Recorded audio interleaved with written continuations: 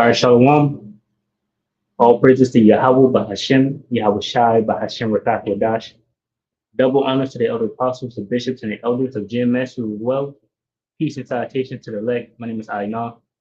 The title of the video is Global News Highlight, right?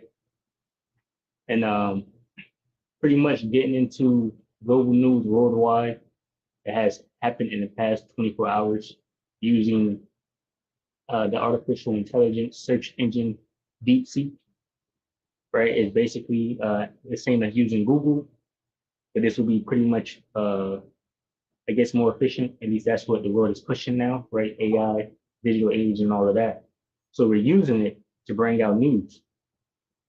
So today they have 5 points, five major points that has happened, and I read through it, of course. And what I was thinking about was Brute Four. So I got Brute Force, and I'll start at verse 30, and I got this from the GNT, right? It says, Brute 4:30, take courage, Jerusalem. Yahweh, who gave you your name, will now bring comfort to you. It says, misery will come to those who mistreated you, and then rejoice when you fell. Misery will come to those cities that made their children slaves. Misery will be the fate of Babylon. That city will swallow up your children. Just as that city rejoiced when you fell and took delight in your ruin, so now she will mourn when she herself is deserted. It says, I will turn her proud boasting into mourning and take away her large population in which she took pride. It says, I, the eternal power, will send down fire on her, and it will burn for many days. Her ruins will be haunted by demons for a long time to come. Right? And this talk about America, right? America is one with this gigantic, large population, right? Even open border policies, in the past few years has caused that population to grow even more, right? So this it's got to be talking about America, right? Babylon the Great, United States. And most likely, I would say he's going to send fire upon America, right? And before that, uh, it'll be miserable, like misery, hard times, you know, you just, anguish, perplexity, confusion, misery will be here, and all over the cities, everywhere that anyone had a part in, bringing down Israelites, miseries is going to come upon them heavy.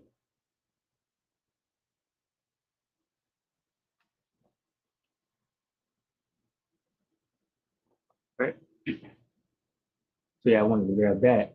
So now we got 5 points. Like I said, I'll get into it. So of course, well, right now it says escalating Israel-Iran conflict.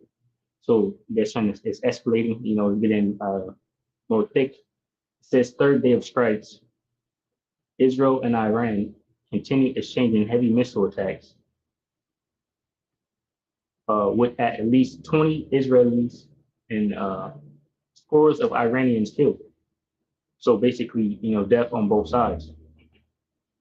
It says, including civilians and military personnel, Israel claims total air superiority over Tehran. So basically, Israel is with their jets basically covering the skies, dominating the sky. It says, while Iran threatens to exit the nuclear non-proliferation treaty, right? And basically, that's the whole point of why they say they're attacking Iran, right? Israel is saying that Iran can't have nukes. Iran is saying we don't want nukes, we don't have nukes.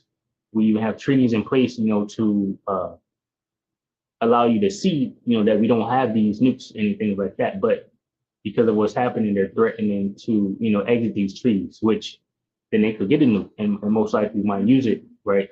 Even if they wasn't going to use it before. So that's what's happening with that. So then it goes and says key targets that these different entities hit, whichever country, whatever. It says Israel struck Iran's Fordow nuclear facility, reports of a 2.5 magnitude earthquake nearby, and military sites. Right, and Israel has done a lot more. Israel has, of course, hit these nuclear facilities, hit bunkers where ammunitions, would be at, bombs and things like that.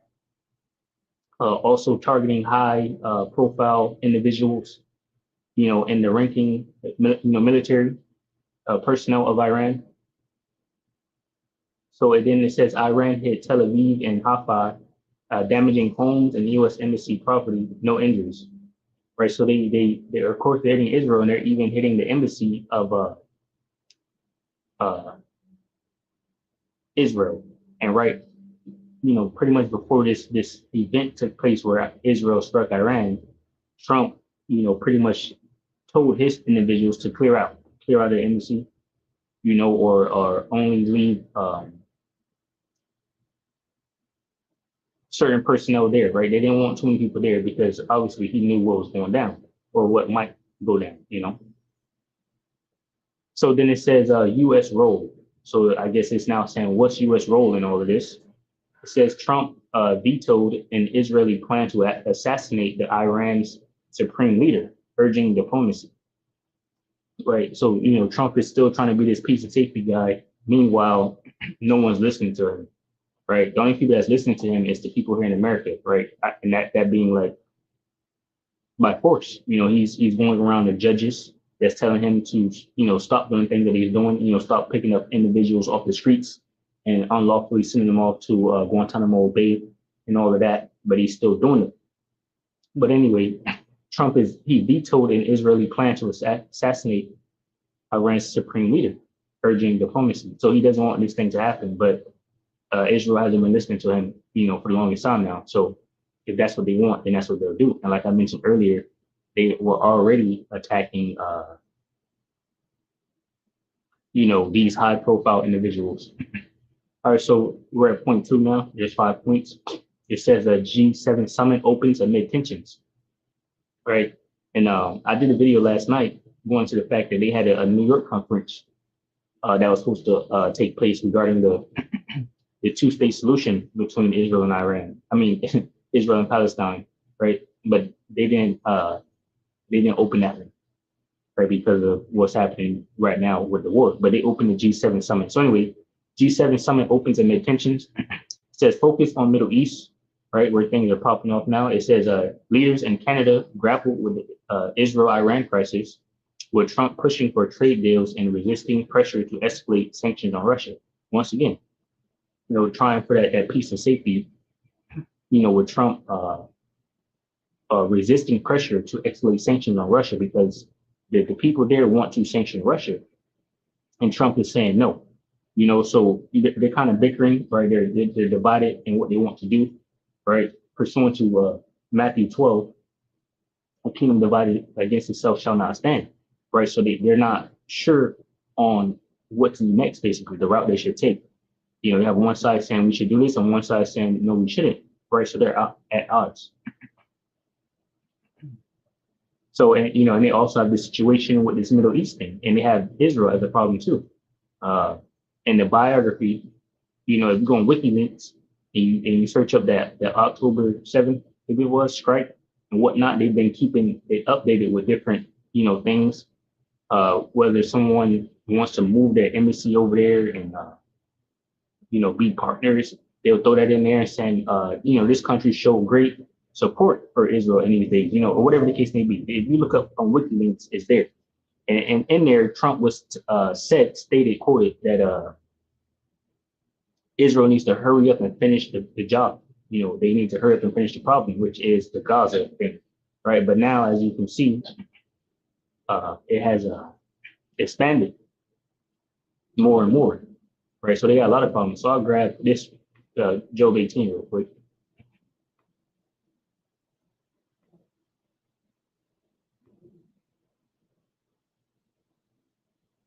This is Job 18:11. As a matter of fact, I just started at 8. This is Job 18:8. It says, for he is cast into a net by his own feet, and he walketh upon a snare. The jinn shall take him by the heel, and the robber shall prevail against him. The snare is laid for him in the ground, and a trap for him in the way. It says, terror shall make him afraid on every side, and shall drive him to his feet. Right, and this is talking about the wicked. Right, and they do have terrors on every side. Everywhere they look, there's something popping off, war or whatnot. So then we have still in point 2, on the sub point, it says avoiding Trump clashes, Post Canada scrapped a joint communique to prevent a repeat of Trump's 2018 walkout. So basically, what that's talking about, and I actually have it right here, and I'll read it a little bit. You most likely can't see it. It says a G7 summit in Canada won't release a joint statement as world leaders focus on not rallying a Trump they disagree with. Right, so they're divided, right? So basically, Trump is trying to do it his way or what he thinks is the best way to conquer their problems, and they're like, we just need to show force. We need to sanction up, double up, you know.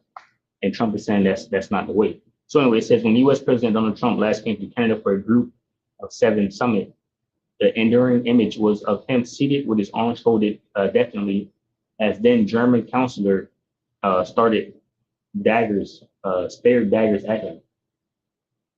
Right, basically they were saying, they were arguing with Trump, so they wanted to prevent that again in this G7 summit. Right. It says, so trade wars, Trump tariffs, and shrinking U.S. military commitments deepens rift with allies. Right, so it says shrinking U.S. military commitments deepen rifts with allies. So let me see if I can get that real quick. Should have actually looked that one up. I looked a few things up here, and I'll get them as we go along.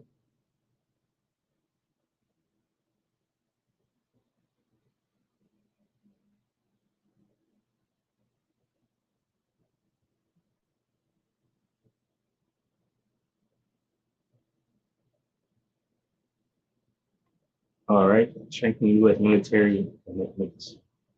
See if they got anything, and they should have it because, like I said, this is deep sea. It searches the webs, So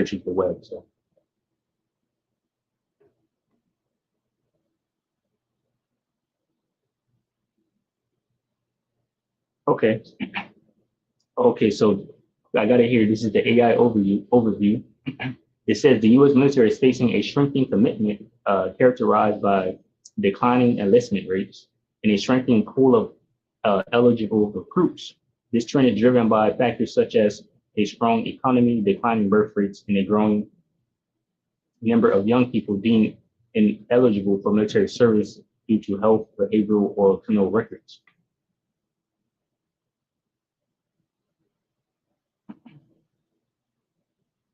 So, okay. So again, it says Trump tariffs and shrinking U.S. military commitments deepens rifts with allies. So basically, everything that Trump is doing regarding the tariffs and also his own military not performing how it should is, having rifts between his allies. Right? They're not happy with what America is doing. Because America is supposed to be great, the best of the best, right? And they depend on America for help in times of trouble. And if it looks like America is not going to be able to provide that help, they should be upset. All right, so point 3 says Gaza aid hub shooting.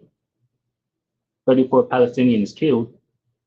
Israeli forces allegedly opened fire near a U.S.-backed aid distribution site in Gaza, marking the deadliest such incident. The UN warns of famine risks as aid systems collapse. Right. Hey, it's the wicked. The wicked is, doing what they're doing and continuing. All right, so point 4, it says Minnesota lawmaker murdered. Suspect Vance Bolter, 57 years old, who targeted Democrats and Planned Parenthood clinics, was arrested after killing state representative Melissa Hartman and wounding others. All right.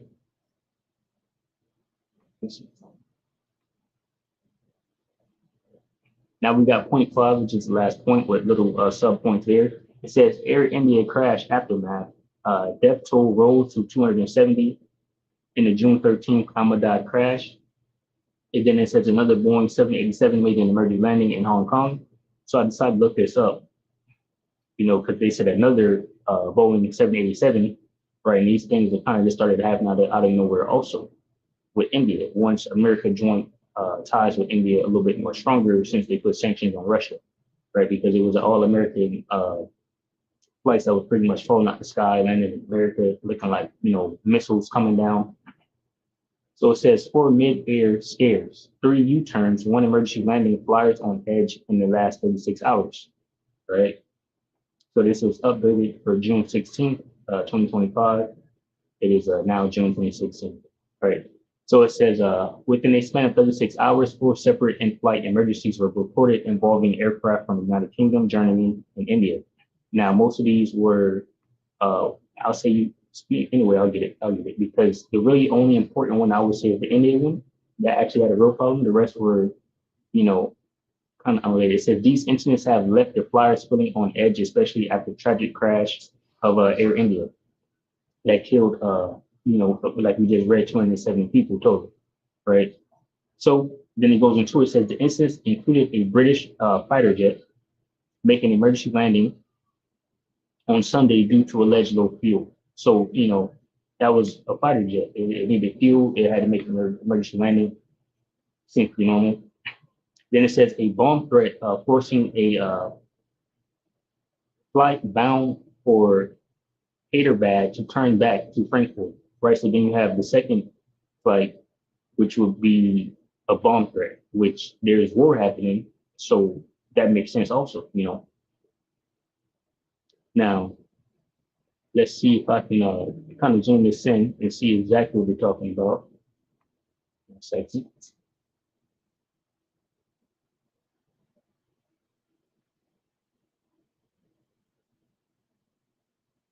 Okay, so I believe someone threatened a bomb on the plane because it says that according to airport officials, the threat was received via email at around 6:01 p.m. on Saturday. So mid-flight, someone messaged you guys saying there was a bomb, right? But nothing has happened, no updated news on that yet. So anyway, Air India says, so, and then it says an Air India flight from Hong Kong to Delhi returning mid-air following a suspected technical snag in an Air India Express flight returning to Delhi due to technical issues. So now we have another Air India plane that is, basically experiencing problems. And that's kind of what was happening with America, you know, problem there, problem here, door flying open, the landing gear won't open, things like that. So something to look at. So anyway, still in point five, sub point number two, it says India NASA satellite launch, the 1.5 billion INSAR Earth observing mission is set for July. All right. Pakistan denies nuclear threat, rejected claims it pledged nukes against Israel if Iran is attacked. All right, so I looked that up a little bit too. So basically, Iran told in a news, conference or interview that Pakistan would attack Israel if basically Israel attacked Iran with nukes. So it says World War III warning. Iran claims Pakistan will nuke Israel if Netanyahu uses N-bomb first. So nuke bomb, right? Nuclear bomb. It says in a chilling escalation of nuclear rhetoric, a top Iranian general has claimed that Pakistan will retaliate with a nuclear strike on Israel if Prime Minister Benjamin Netanyahu authorizes a nuclear attack on Iran. And then, so that's what's happening here. But then it says Pakistan denies nuclear threat. It said rejected claim to pledge nukes against Israel if Iran is attacked. So, if it comes up in another breaking news, we'll follow it along. But these nations will go to war.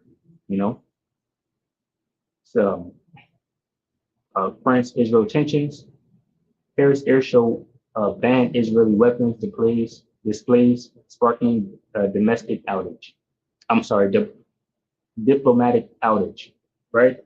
Yeah, so you have French and Israel tensions, you have G7 tensions, all of that. So let me grab this Matthew 12. And that's all the points. So that's news. So I'll grab this Matthew 12 and I'll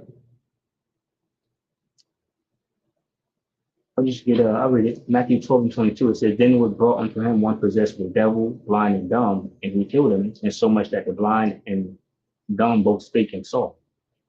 And all the people were amazed and said, is not this the son of David? But when the Pharisees heard it, they said, this fellow doeth not cast out devils, but by Beelzebub, the prince of the devils. It says, and Yahweh shall know their thoughts, and said unto them, every kingdom divided against itself is brought to desolation, and every city or house divided against itself shall not stand, right? And that's exactly what's happening here now with America's empire, their whole system, that being themselves, of course, America, because even in America, the people are divided, the lawyers, like the governors and mayors and things like that, even uh, the governor of California wanted to sue Trump for putting forth the National Guard, you know,